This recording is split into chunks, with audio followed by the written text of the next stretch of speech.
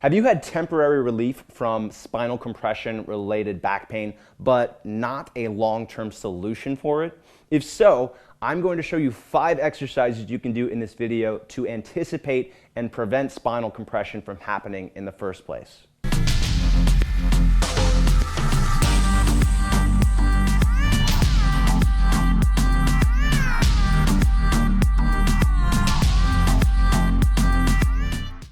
Hey guys, my name is Dean. Welcome to ManFlow Yoga. In this video, I'm going to give you exercises you can use to anticipate and prevent spinal compression from happening in the first place. But I want to ask you a question. Why do you think spinal compression keeps happening? Do you have this issue on a regular basis? Leave your answer in the comments below. Now, before I get started, I want to ask you to subscribe to this channel. We put out tons of free resources, tutorials, and workouts on a regular basis, and I don't want you to miss out. If you want to get notifications for when those videos come up, make sure to hit the bell button to subscribe to notifications as well. All right, let's get to the exercises. The first exercise we'll do is on the ground. It's a supine bicycle. This exercise I really like because it helps with your core, but it also helps with your hip and your back. So we're going to start off on your back with your fingers interlaced behind your neck. Bring your left knee in toward your chest, lift your torso off the ground, point your right toes forward, and lift with your chest, right? So we're not craning the head forward like this, we're lifting the chest up. And then twist your right elbow toward your left knee. It doesn't have to touch, just twist across the body, hold here, and then switch. Now, you can do these quickly, but I recommend actually going more slowly. That's going to help build more strength, makes it less about cardio, makes it more about good technique and proper muscle engagement, which is going to help build more strength.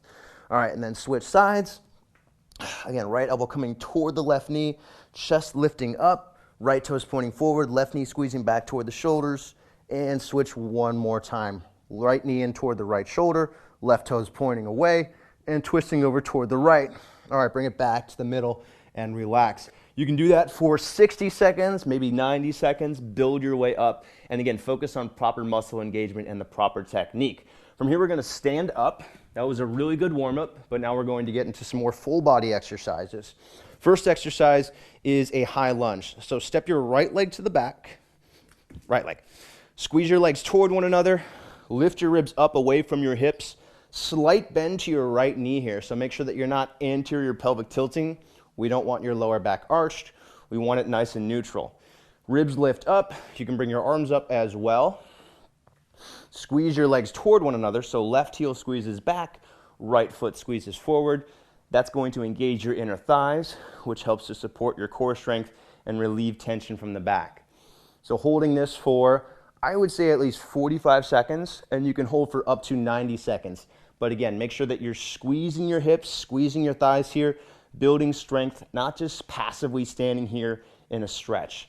And then switch sides. Right leg forward, left leg back, squeeze your right heel back, squeeze your left foot forward. Make sure that your lower back is neutral. You're not sticking your butt out behind you, but keeping it under your shoulders. Ribs lift up away from the hips, getting really tall here. Arms can come up overhead for a little bit more. And again, holding this for at least 45 seconds, maybe up to 90 seconds. All right, and then from here we're gonna stand up. Bring your toes together, heels an inch apart, moving into a standing side bend. Arms come up, press your palms together, press your fingertips up, get as tall as you can. And as you exhale, lean toward the right, bring your hips toward the left. This is going to target your thighs, your hips, and your core. This one's really important because we don't do a lot of this side flexion during the day. If you're an office worker, if you do something more physical, we still tend to not do a lot of this side flexion during the day. This is going to help strengthen your back and your core in some different ways. I'd hold this for at least 30 up to 45 seconds. And then you want to switch. Breathe in, get tall. Exhale, other side. Hips press toward the right, press up and over toward the left. One thing to avoid here is collapsing through your side. So your goal here isn't to just be a floppy banana. You don't want to just fall over to the left. We want to get as tall as we can and then lean up and over. So it's kind of a constant push and pull between getting taller and then going deeper. Inhaling, getting taller. Exhaling, going deeper. And maintaining constant core and hip engagement. All right, bring it back to the middle. And then from here, moving into a chair pose. Toes touch, heels an inch apart. Hinge at the hips.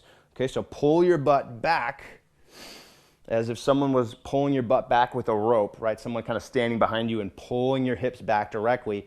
Keep your knees slightly bent initially. And once you get your butt as far back as possible with your back flat, make sure you're not arching your back. Make sure you're not rounding your back, but kind of stick your butt out behind you. Then you can start to squat down like you're sitting into a chair. As you do this, you should feel the weight in your hips. So squeeze your butt muscles, keep the knees back, squeeze your thighs together, tighten your abs so your back is flat. Belly button kind of pulls up and in toward your lower back. You'll know that your back is flat if you feel your abs working and your chest isn't puffed out. All right, so keep the back flat and then lift your arms up. Chair pose is really good for your glutes, for your core, and for your spine. And you want to hold this for at least 30 seconds, and you can work your way up to 90 seconds as well. All right, go ahead and stand up. And our last exercise is an active forward fold. Now, if you're tighter through your hamstrings, I'm going to have you bend your knees. So bend your knees.